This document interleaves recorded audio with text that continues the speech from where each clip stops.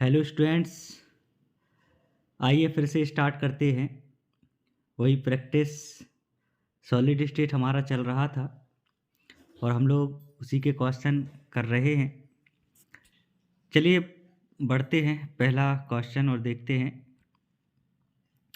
पहला क्वेश्चन है, एक एफसीसी जालक ए तथा बी परमाणुओं से बना है। यदि परमाणु एक घन के कोनों पर तथा बी परमाणु फलक पर उपस्थित हो तो यौगिक का सूत्र ज्ञात कीजिए। देखिए, इस प्रकार का सवाल आपको पेपर में बिल्कुल मिलेगा ही मिलेगा, आप मान के चलिए। ऐसा प्रश्न आने के चांसेस समझिए 95% से ज़्यादा है, वो मिल जाता है। चलिए करते कैसे हैं। ये कह रहे हैं कि एक एफसीसी जालक है, ए तथा बी परमाणु से बना है। यदि परमाणु ए कहाँ है, फलक के कोनों पर है, यानी ये घन है,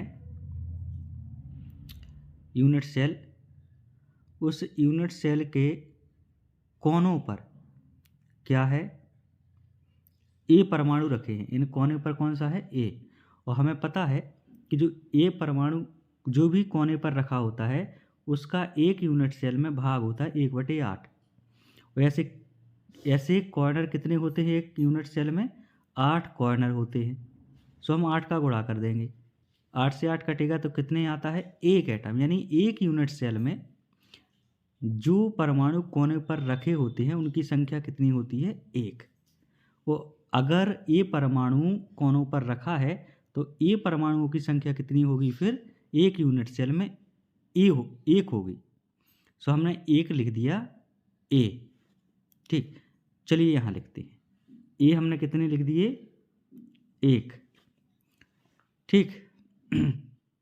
अब बी परमाणु देखना है।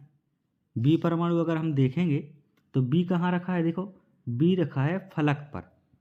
फलक कहाँ, ये कॉर्नर हो गया, ये बीचों बीच आएगा फलक। वैसे कितने फलक हैं भाई, ऐसे फलक होते हैं अपने पास 6 फलक होते हैं। एक घन में कितने फलक हैं, 6। और कंट्रीब्यूशन कितना होता है, आपने देखा होगा कि जो फलक पर रखे होते हैं एटम वो 2 यूनिट सेल में शामिल होते हैं। यानी एक एक कितने में शामिल है, 2 में। तो एक यूनिट सेल में कितना होगा भाई, आधा। क्योंकि जब एक परमाणु 2 सेल में शामिल है तो एक यूनिट सेल में कितना होगा, आधा। सो हमने क्या लिख दिया, आधा। वैसे कितने फलक होते हैं, 6 फलक। तो 2 से 6 काट देंगे, कितनी बार आएगा, 3। यानी जो परमाणु फलक पर रखे होंगे उनकी संख्या कितनी होगी, 3। चलिए,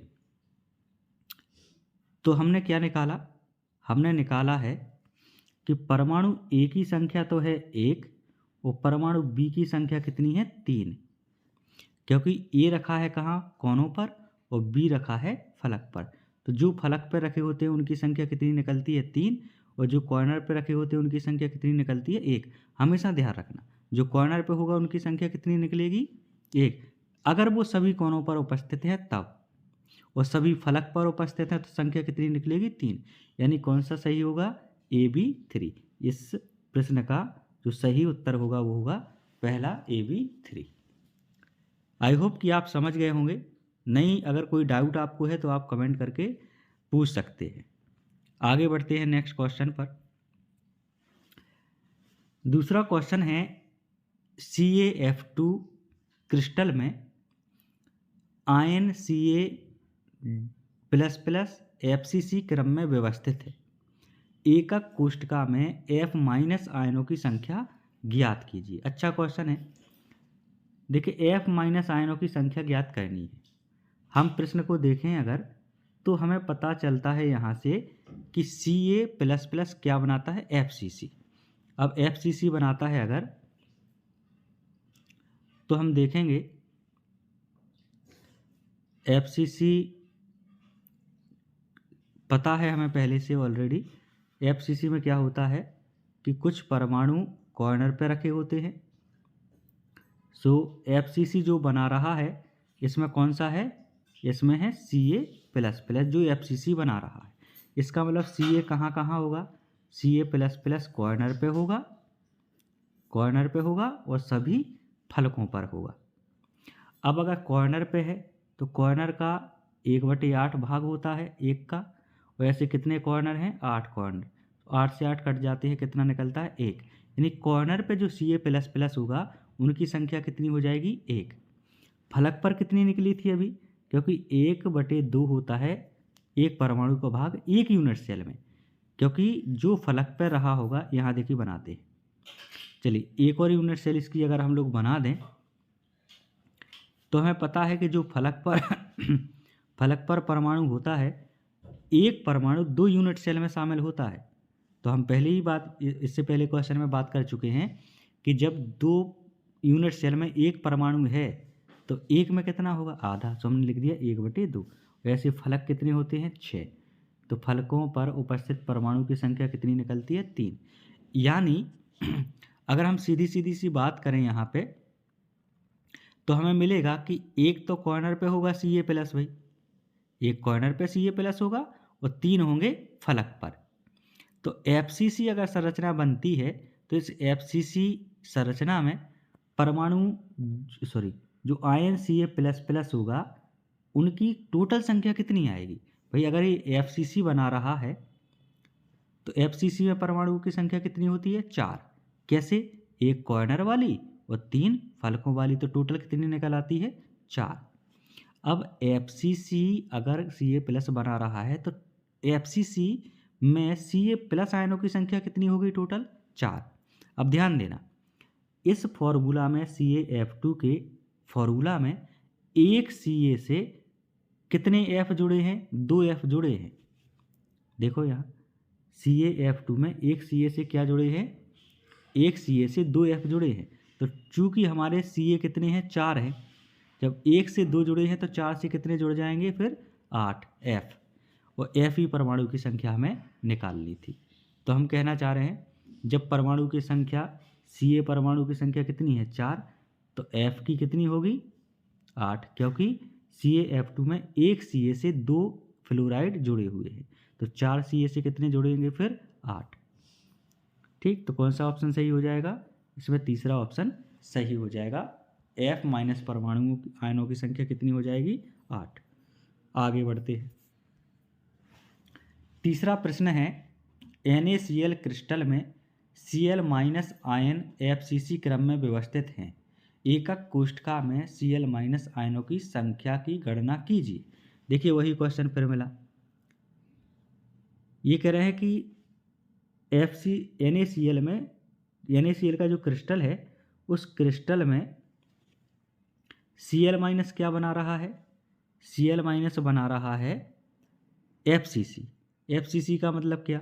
भैया कॉर्नर पे रखे होंगे, ये हमने यूनिट सेल बना ली। Cl- कॉर्नर पे होंगे, सभी कॉर्नर्स पे होंगे और फलक पर भी होंगे, सभी फलकों पर। तो क्लोराइड आयनों की संख्या कितनी होगी भैया? कॉर्नर पे जो आता है उनकी संख्या कितनी? 1, और फलक पे जो आते हैं उनकी संख्या कितनी निकलती है? 1, एकक कोष्ठका में 3। तो टोटल कितने हो गए? 4। यानी 4 Cl- होंगे एक यूनिट सेल में, क्योंकि कॉर्नर पे भी रखे हैं और फलकों पर भी है। तो कॉर्नर पे 1 आता है और फलकों की संख्या निकालते हैं तो कितनी आती है? 3। तो टोटल कितने हो गए? 4। तो 4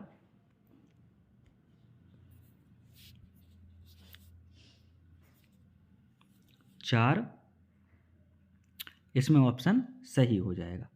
तो Cl- आयनों की संख्या कितनी हो जाएगी? 4। चलिए नेक्स्ट क्वेश्चन। अगला क्वेश्चन है PbS यानी लेड सल्फाइड क्रिस्टल की संरचना NaCl प्रकार की है, और हमें पहले से ऑलरेडी पता है NaCl की संरचना कैसी होती है? FCC। ठीक है, इसका घनत्व क्या होगा? PbS की एकक कोष्ठका के कोर की लंबाई 500 पिकोमीटर है और Pb का द्रव्यमान, परमाणु द्रव्यमान कितना है? 207, और सल्फर का कितना है? 32। ये भी इम्पोर्टेंट सवाल है, इसको नोट कर लीजिए। ऐसे सवाल हमें घनत्व से संबंधित एक सवाल बिल्कुल 100% मिलेगा ही मिलेगा। इसको कैसे करते हैं इसको समझिए। चलिए समझते हैं। पहले तो आप घनत्व का फॉर्मूला याद कर लेना। घनत्व बराबर होता है Z यानी परमाणुओं की संख्या एक कोशिका में, एक सेल में परमाणु द्रव्यमान बटे AQ, यानी घन की भुजा है ये, उसका घन इनटू में Na। Na क्या होता है? अवोगाद्रो संख्या। Na का मान कितना होता है? Na का मान होता है 6.03 गुणा 10⁻23। ये आपको याद रखना है। Na का मान कितना होता है? 6.03 गुणा 10⁻23। A भुजा है, सो हमें कितनी दी है? 500 पिकोमीटर। पिको लिखा है, पिकोमीटर होगा पूरा, ठीक है। अब Z क्या होता है? Z होता है परमाणुओं की संख्या। एक यूनिट सेल में कितने परमाणु हैं वो Z होता है। M होता है उसका परमाणु द्रव्यमान। यहाँ परमाणु द्रव्यमान है या आणविक द्रव्यमान। चलिए अब करते हैं। इसमें हमें क्या दिया है? देखिए पीवीएस का हम आणविक द्रव्यमान निकाल लेंगे, यानी द्रव्यमान कितना होगा इसका टोटल?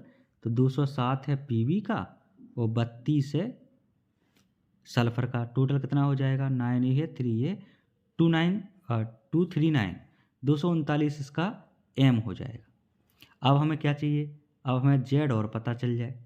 तो भैया जेड परमाणु के हिसाब से होती है, परमाणु के हिसाब से स्ट्रक्चर के हिसाब से आपको बताया गया था। सिंपल क्यूबिक में जेड कितना होता है? एक। परमाणुओं की संख्या कितनी? एक। बीसीसी में कितनी निकल के आती है? 2। एफसीसी में कितनी निकल के आती है? 4। तो देखिए NaCl किस प्रकार की संरचना है? NaCl की संरचना होती है एफसीसी। तो इसके लिए जेड का मान कितना हो जाएगा फिर? 4। एम पता चल गया हमें, जेड पता चल गया। ठीक, आगे बढ़ते हैं।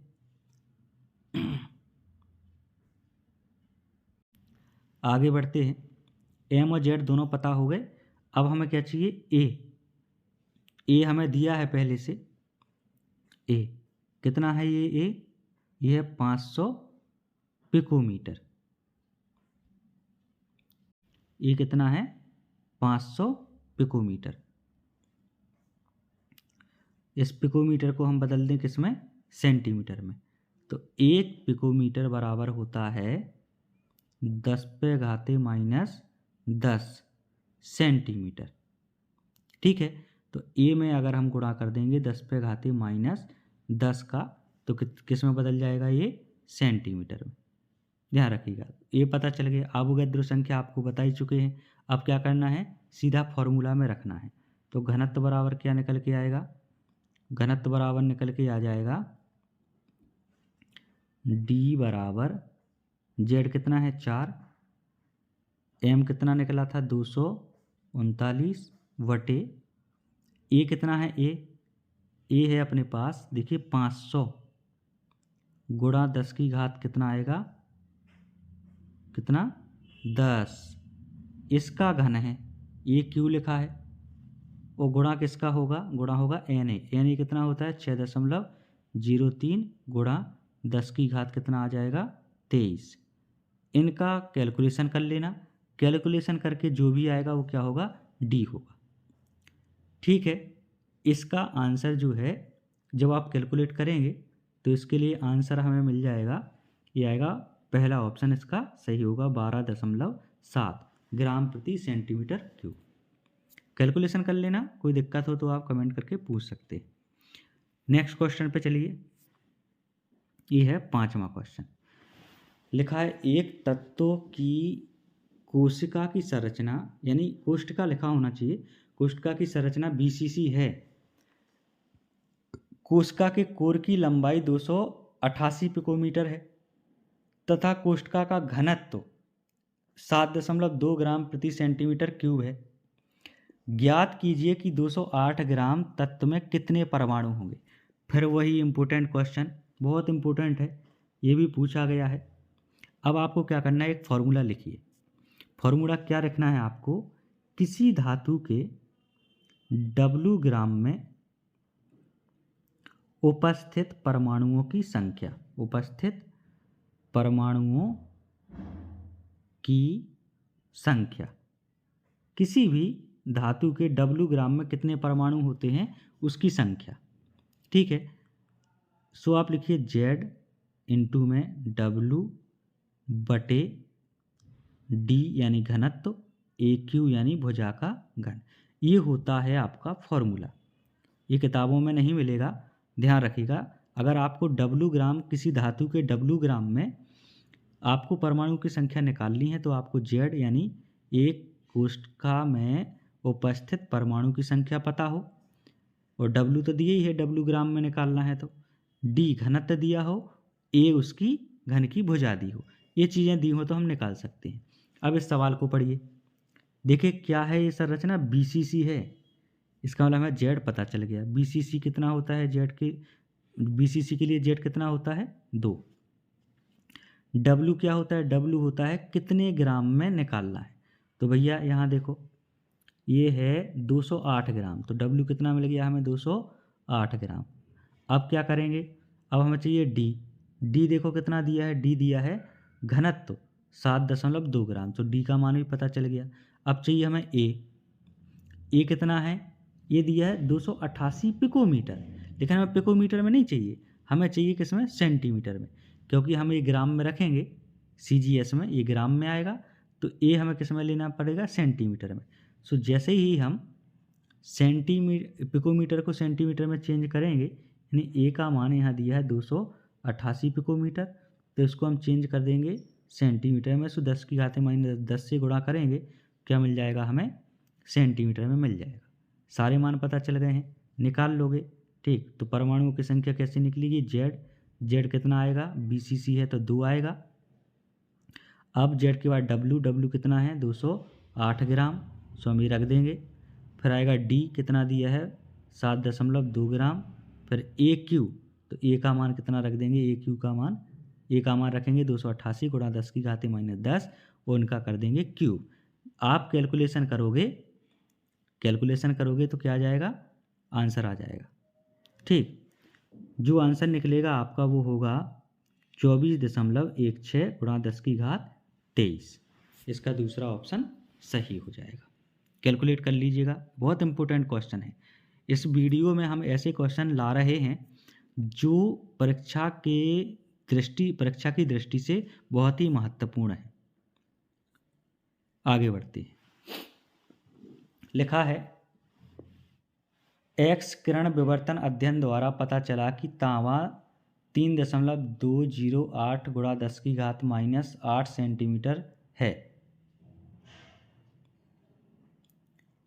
कोष्ठका कोर के साथ FCC एकक कोष्ठका के रूप में क्रिस्टलीकृत होता है। यानी जब एक्सरे विवर्तन किया गया तो क्या पता चला, ये पता चला कि भैया जो तांबा होता है वो क्या बनाता है, FCC यूनिट सेल में क्रिस्टलीकृत होता है। इसका मतलब एक चीज़ हमें पता चल गई, क्या, Z, FCC के लिए Z कितना होता है 4।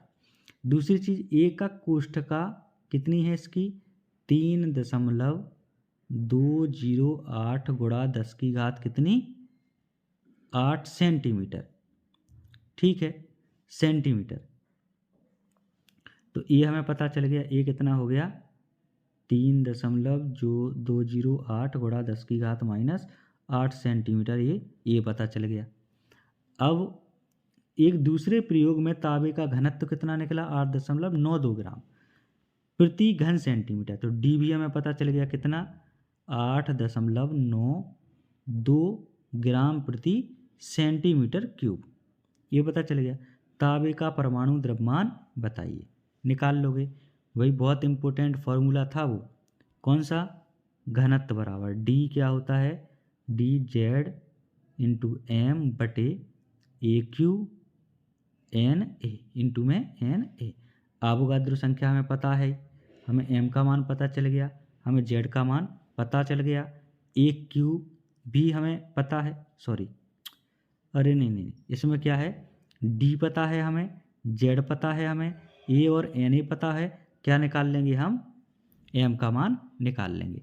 देखिए M का फॉर्मूला क्या बनेगा, यहाँ से M का गुणा यहाँ कर दो, Z का भी यहाँ कर दो, तो क्या मिल जाएगा, हम डायरेक्ट फॉर्मूला लिख रहे हैं। देखिए क्या मिलेगा, M बराबर आएगा, एक तो D ऊपर जाएगा, ए क्यू ऊपर जाएगा और एन ए ऊपर जाएगा। हमने क्रॉस मल्टीप्लाई कर दिया और एम के साथ जेड था तो जेड कहाँ जाएगा, नीचे। तो यहाँ से क्या निकल आएगा, एम का मान निकल आएगा। डी हम कितना रख देंगे, 8.92। ए कितना रख देंगे, ये दिया है ए का मान, उसका घन कर देंगे। एन ए कितना होता है 6.03 × 10⁻23 और जेड कितना है इसमें, BCC FCC है तो जेड कितना रख देंगे 4 और कैलकुलेट कर लेंगे पूरे इस कैलकुलेशन को। तो आपका ऑप्शन निकल के आएगा 63.1 यू। यू होता है AMU, एटॉमिक मास यूनिट। और ये होता है, इसी को लिखते हैं हम ग्राम प्रति मोल। ग्राम प्रति मोल लिखा होगा तब भी वही चीज़ है, या यू लिख देंगे तब भी वही चीज़ है। एटॉमिक मास यूनिट कहलाता है यू। आई होप कि आपको सवाल समझ आ रहे होंगे। हम क्या कर रहे हैं, कैलकुलेशन आपको करना पड़ेगा। हम इसलिए कैलकुलेशन नहीं कर रहे हैं यहाँ पे क्योंकि वीडियो बहुत ज़्यादा लंबी हो जाएगी। चलिए आगे बढ़ते हैं।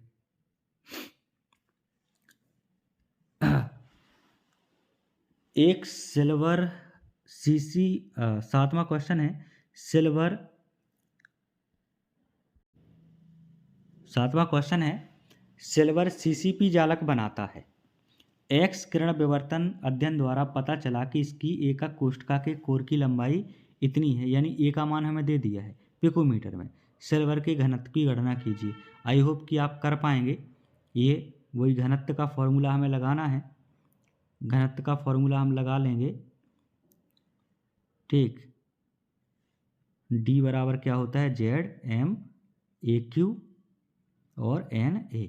सबका मान पता है। जेड कितना आएगा इसमें, CCP यानी FCC। परमाणु की संख्या होती है 4, यानी जेड का मान 4 हो गया। एम हमें देखे दिया है, सिल्वर का कितना है 107.9, सो वो हम यहाँ रख देंगे। ए का मान पिकोमीटर में दिया है 408.6 पिकोमीटर, इसको किस में बदल देंगे हम, सेंटीमीटर में। NA का मान पता है। कैलकुलेशन करेंगे, जब आप कैलकुलेशन करोगे तो इसका निकल के आएगा 7वें सवाल का 10.5, यानी तीसरा ऑप्शन सही हो जाएगा। चलिए नेक्स्ट आगे बढ़ते हैं। एक तत्व FCC एकक कोष्ठका जिसकी कोर की लंबाई 200 पिकोमीटर है वाली संरचना में क्रिस्टलीकृत होता है। यदि इस तत्व के 200 ग्राम में 24 × 10⁻23 परमाणु हों तो घनत्व की गणना कीजिए। अरे अभी देखिए, हमने एक फॉर्मूला लिखा था, क्या लिखा था, परमाणुओं की संख्या, W ग्राम में परमाणुओं की संख्या। वो परमाणु की संख्या मान लीजिए हमने स्मॉल n है, धातु के W ग्राम में परमाणु की संख्या कितनी मान ली हमने, स्मॉल n है। क्या फॉर्मूला लिखा था हमने अभी, Z इंटू में W अपॉन में AQ इंटू D, ऐसा तो लिखा था। अब ये परमाणु की संख्या कितनी दी है हमें, 24 × 10⁻23, तो हम n का मान यहाँ रख देंगे 24 × 10⁻23। ए भुजा होती है, ये 200 पिकोमीटर दी है, पिकोमीटर को सेंटीमीटर में चेंज कर लेंगे। W तो कितने ग्राम दिया है, 200 ग्राम, तो हम 200 ग्राम रख देंगे यहाँ W की जगह। Z देखो, Z FCC है तो कितना आ जाएगा, 4 आ जाएगा। Z का मान पता चल गया, A का मान पता है, W का पता है, Z का पता है, N का पता है। N ये है 24 × 10⁻23, तो D का मान कैलकुलेट कर लेंगे। ठीक है, कर सकते हैं। जब हम ये कैलकुलेशन करेंगे तो इसका ऑप्शन निकल के आएगा 1। ठीक, आप कैलकुलेशन करिए और कैलकुलेशन करके निकालिए कि 41.6 इसका आंसर होगा। पहले आप वीडियो पोस्ट करके क्वेश्चन करिएगा और क्वेश्चन का टिक भी कर लीजिएगा, फिर आपको जो डाउट हो वो डाउट जैसे हम एक्सप्लेन करेंगे तो उसमें क्लियर हो जाएगा। चलिए आगे बढ़ते हैं। 9वां क्वेश्चन है, तत्व M बराबर दिया है 98.5 U FCC संरचना में पाया जाता है। यदि इसकी एकक कोष्ठका की लंबाई 500 पिकोमीटर तथा घनत्व 5.22 ग्राम प्रति सेंटीमीटर क्यूब है, तब आवोगाद्रो स्थिरांक का मान क्या होगा। देखिए आवोगाद्रो स्थिरांक का मान जब भी पूछा जाए आपको कैलकुलेट करने की ज़रूरत है ही नहीं है कोई सवाल। आवोगाद्रो संख्या का मान यानी एन का मान जो है वो फिक्स है। कितना निकल के आएगा 6.03 गुणा 10 की घात कितना आएगा 23। और आप कैलकुलेट भी कर सकते हैं इसको, यानी आंसर तो इसका कौन सा हो जाएगा पहला सही। अब कैलकुलेशन में हम निकाल ही चुके हैं, घनत्व बराबर क्या निकालते थे जेड इंटू एम बटे ए क्यू इंटू में एन ए। ठीक, यहाँ से डी दिया है हमें, जेड दिया है, एम दिया है, ए दिया है, तो हम क्या कैलकुलेट कर सकते हैं एन ए यानी आवोगाद्रो संख्या का मान निकाल सकते हैं। वो कितना आएगा वो 6.03 गुणा 10 की घात 23 रहेगा। ठीक है, तो इसका पहला ऑप्शन सही हो जाएगा। आपको इस प्रश्न को कैलकुलेट करने की ज़रूरत थी ही नहीं, आप डायरेक्ट लगा दीजिए कितना आएगा इतना। ठीक है, आगे बढ़ते हैं। एक तत्व देखिए फिर एम का मान दिया है यानी उसका परमाणु द्रव्यमान दिया है कि एफसीसी संरचना है एवं इसका घनत्व इतना है, कोष्ठका के कोर की लंबाई कितनी होगी। ऐसा प्रश्न आपको मिलेगा ही मिलेगा, ध्यान रखिए, ऐसा प्रश्न आपको मिलेगा ही मिलेगा। अब हम क्या करेंगे भाई, हमें पता है डी बराबर क्या होता है जेड, बिल्कुल मौखिक याद होना चाहिए, तो ये फॉर्मूला मौखिक याद होना चाहिए। डी हमें दिया है कितना है भाई 6.23, जेड चूँकि एफसीसी है तो एफसीसी के लिए कितना होता है, एफसीसी के लिए होता है जेड 4, एम का मान 60 दिया है, ए हमें निकालना है, एन ए पता होता है 6.03 गुणा 10 की घात 23। तो इसमें देखिए सारे मान दिए हैं किसको छोड़ करके ए को, ए क्यू का मान आ जाएगा। ए क्यू क्या निकलेगा देखो, हम इसको कर लेंगे क्रॉस मल्टीप्लाई, इसका कर देंगे यहाँ, इसका कर देंगे यहाँ, इसका यहाँ कर देंगे गुणा इसका यहाँ, तो क्या मिलेगा देखो, हम डायरेक्ट लिख रहे हैं, ये आएगा जेड एम, ए क्यू का मान कितना आ जाएगा, ए क्यू आएगा, आप कॉपी पे कर लीजिएगा, ए क्यू आएगा जेड एम बटे डी इंटू में एन ए, इन सब के मान रख देंगे। सो ए क्यू का मान आ जाएगा कुछ ना कुछ कैलकुलेशन करके, फिर आप क्या ले लोगे घनमूल, ए का घनमूल, तो किसका मान आ जाएगा ए का घनमूल ले लेंगे, जो भी यहाँ आएगा उसका क्या ले लेंगे हम घनमूल, तो आंसर आ जाएगा। इसका आंसर आप जब कैलकुलेट करेंगे तो कैलकुलेट करने पर इसका आंसर निकलेगा 4 गुणा 10 की घात -8 सेंटीमीटर। ये प्रश्न आपका हो जाएगा, कैलकुलेट करिएगा आ जाएगा। अगले क्वेश्चन की ओर बढ़ते हैं। अगला क्वेश्चन है एक यौगिक x तथा y तत्वों से निर्मित है। y निगेटिव तत्व यानी ये y जो है वो ऋण आयन है, तत्व के परमाणु से CCP बनता है, और x यानी जो पॉजिटिव आयन है तत्व के परमाणु सभी अष्टफलिकी रिक्तियों में भरे हैं। यौगिक का सूत्र होगा। ये भी बहुत इम्पोर्टेंट क्वेश्चन है, बहुत इम्पोर्टेंट क्वेश्चन है, इससे हमें क्या मिलेगा, ऐसा क्वेश्चन मिल सकता है। ठीक है, अब जब भी आपको ऐसे क्वेश्चन मिले रिक्तियों वाले, आपको क्या करना है, जो भी परमाणु जालक बनाता है, जैसे ये जालक यानी कोई CCP SCP या कोई भी बनाता है, जो बनाता है परमाणु उसी की संख्या आपको n मान लेनी है। बहुत इंपॉर्टेंट बात कह रहे हैं। जैसे इस सवाल में बाई तत्व के परमाणु क्या बनाते हैं CCP, तो हम उसी तत्व के परमाणुओं की संख्या कितनी मान लेंगे n, यानी हम मानेंगे बाई परमाणुओं की संख्या, बाई के परमाणुओं की संख्या कितनी मान ली हमने कैपिटल N।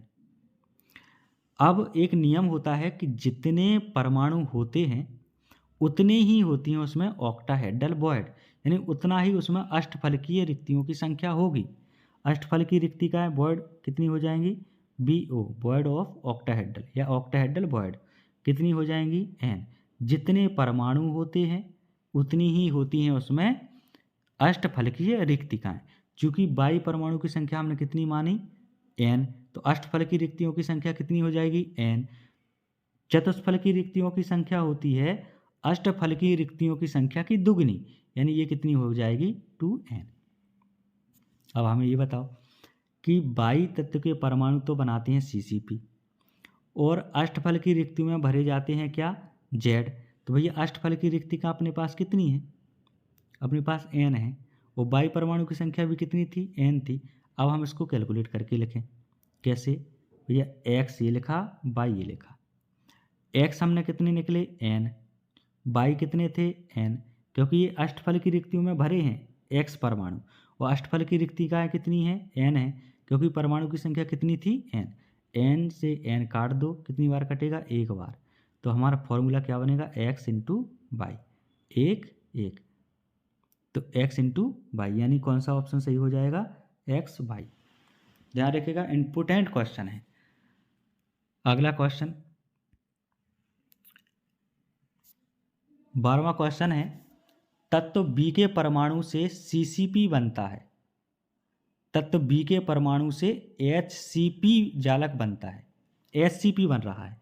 तो हमने क्या कहा था भैया, जो भी क्रिस्टलीकृत होता है उसी के परमाणुओं की संख्या कितनी माननी है, n। तो यहाँ पे चूंकि B क्या बना रहा है, B बना रहा है HCP, तो हम B के परमाणुओं की संख्या, B के परमाणु हम क्या मान लेंगे, कितने हो जाएंगे, n। जो क्रिस्टलीकृत होगा उसी को n मान लेना है। तो इसमें भैया ऑक्टाहेड्रल वॉइड कितनी हो जाएंगी, ऑक्टाहेड्रल वॉइड यानी अष्टफल की रिक्तिकाएँ कितनी हो जाएंगी, n, क्योंकि परमाणु की संख्या कितनी है, n। टेट्राहेड्रल वॉइड कितनी हो जाएंगी, टेट्राहेड्रल वॉइड हो जाएंगी 2n, इतनी हो जाएंगी। अभी कह रहे हैं तत्व A के परमाणु 2/3 चतुष्फल की रिक्तियों में भरते हैं। भैया पूरी नहीं भरी जा रही हैं चतुष्फल की रिक्तिकाएँ, अपने पास चतुष्फल की रिक्तिकाएँ कितनी है, 2n है, लेकिन ये 2n नहीं भर रहे हैं, कितनी भर रहे हैं, उसका केवल 2/3 ही भरा जा रहा है, यानी 2n नहीं भरी जा रही है, उसका 2/3 भरा जा रहा है। तो ये हो गया आपका सूत्र। बताओ, अब देखिए चलते हैं हम लोग आगे, कैसे निकालेंगे सूत्र। भैया A ये लिखा हमने और B हमने ये लिखा। A अगर n माना तो ये कितना निकला हमारा, 2n, लेकिन ये 2n में पूरे नहीं भरे हैं, ये कितने भरे हैं, 2/3 भाग ही भरे हैं। कैलकुलेट करो, n से n कट जाएगा, 2 दूनी कितना हो जाएगा, 4, यानी यहाँ आएगा 4/3, यहाँ कितना रहेगा, 1। अब इसको क्या कर दो, इसको कर दो सरल, तो यहाँ हम 3 से गुणा कर देंगे, तो इसमें भी 3 से गुणा करना पड़ेगा, यहाँ 3 से 3 कट जाएगा, तो क्या बचेगा, 4, यानी ये कितने होंगे, 4, और B कितने होंगे अपने पास, 3, क्योंकि 1 का गुणा 3 में करेंगे तो कितना आएगा, 3। तो अपना फॉर्मूला क्या बनेगा, A4B3। देखिए कौन सा ऑप्शन है इसमें, A4B3 दूसरा ऑप्शन है, तो ये दूसरा ऑप्शन सही हो जाएगा। ठीक है, आई होप कि आपको ये सवाल समझ आए होंगे, क्वेश्चन करना इजी लगा होगा। ये प्रश्न आपको, आप ये समझिए 99% चांस हैं ये पेपर में आने के। अगर आपको कोई दिक्कत हो कैलकुलेशन में या कोई सवाल समझ में नहीं आया हो तो आप कमेंट करिए, और कमेंट कर करके आप पूछ सकते हैं, हम आपकी सारी समस्याओं को सरल और अच्छे से आपको समझाने की कोशिश करेंगे। आई होप कि आपको ये वीडियो पसंद आई होगी और आपके लिए हेल्पफुल रही होगी। Thank you.